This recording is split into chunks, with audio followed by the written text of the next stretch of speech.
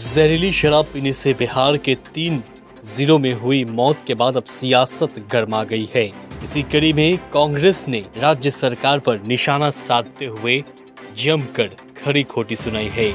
युवा कांग्रेस के उपाध्यक्ष आनंद मंजीत साहू ने सरकार की शराबबंदी को पूरी तरह से फेल बताया है और कहा है कि सरकार अपने संरक्षक में शराब माफियाओं को रख रही है, जिससे शराब पीने से आम लोगों की मौत हो रही है। अगर बिहार में शराबबंदी है तो ये कैसी शराबबंदी है कि बिहार के लोगों की शराब पीने से मौत हो जा रही है। इसमें जरूर शासन और प्रशासन की मिलीभगत है। सुनिए युवा कांग्रेस के उपाध्यक्ष ने क्या कुछ कहा। बड़ा दुखद विषय है आज के प्रेस वार्ता की। जैसा कि आप सभी जानते हैं कि नवादा में जहरीली शराब से अब तक जो आधिकारिक तौर पे बताया गया है 11 लोगों की जहरीली शराब पीने से मौत हो गई है। बेगूसराय में मतलब तमाम विभिन्न राज्यों में पूरे प्रदेश भर में शराब का काला कारोबार तब चल रहा है जबकि सरकार कह रही है कि पूर्ण शराबबंदी बिहार में है।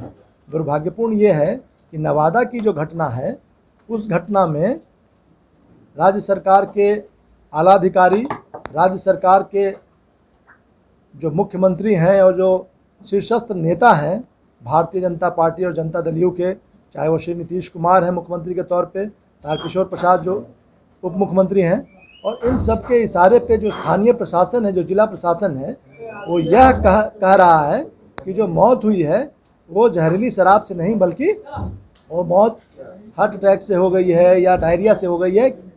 मतलब कई तरह के बहाने बना रही है और दूसरे कारण गिना रही है। सवाल यह है कि जब वहाँ पे जो उपस्थित लोग हैं या जो परिजन हैं साहब, वो कह रहे हैं कि जहरीली शराब पीने से मौत होगी। हार्ट अटैक से किसी एक की मौत हो सकती है, डायरिया से किसी एक परिवार के लोगों की कुछ हो सकता है। वहाँ पे कोई सार्वजनिक भोज नहीं था, कोई ऐसा कार्यक्रम नहीं था कि जिसमें कि आए और गांव के लोग और सभी मोहल्ले के लोगों की मौत हो गई। तो 2-3 सवाल सबसे अहम है कि राज्य में पूर्ण शराबबंदी है, बावजूद इसके हर जगह शराब बिक्री हो रही है और उससे गरीब गुरबा सभी तबके के लोग हैं जो उसके चपेट में आ रहे हैं, जहरीली शराब के चपेट में आ रहे हैं और परिवार तबाह हो जा रहा है। और राज्य के जो मुखिया हैं वो रोज़ नए नए कानून केवल बनाने में लगे हुए और कानून का जो पालन होना चाहिए वो नहीं करा रहे हैं।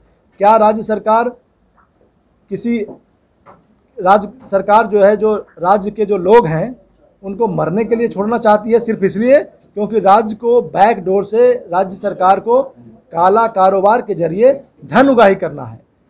शराबबंदी के पीछे जो सबसे बड़ा मकसद आज की तारीख में जो सामने आ रहा है वो ये है कि राज्य सरकार ये चाहती है कि उनके लोग, सरकारी लोग और गैर सरकारी लोग मिल करके शराब की बिक्री करते हैं, शराब का धंधा चलाते हैं और उसके चपेट में बिहार के लोग आ रहे हैं। कारण दर्जनों सैकड़ों लाखों परिवार तबाह हो रहा है, लाखों लोग जेल में शराबबंदी जो काला कानून जो बना हुआ है एक तरीके से जो लोग कर रहे हैं।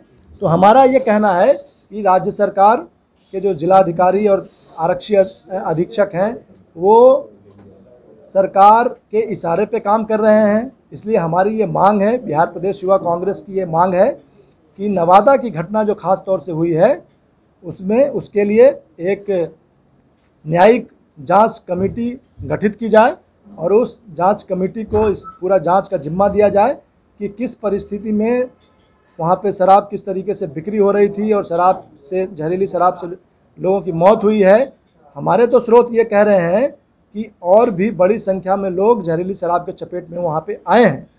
आंकड़ा और ज़्यादा भी हो सकता है। कई लोगों का इलाज अभी अस्पताल में चल रहा है।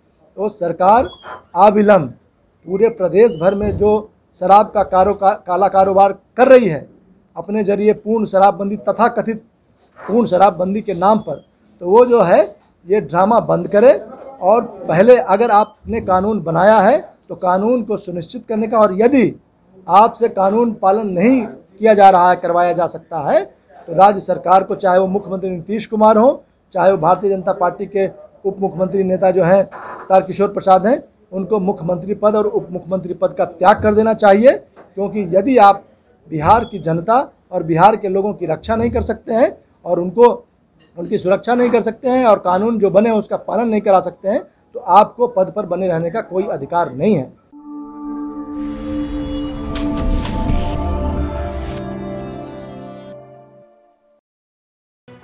लेटेस्ट खबरों से जुड़े रहने के लिए हमारे चैनल नेशन भारत को सब्सक्राइब करें और बेल आइकन को दबाएं ताकि कोई खबर छूट न पाए।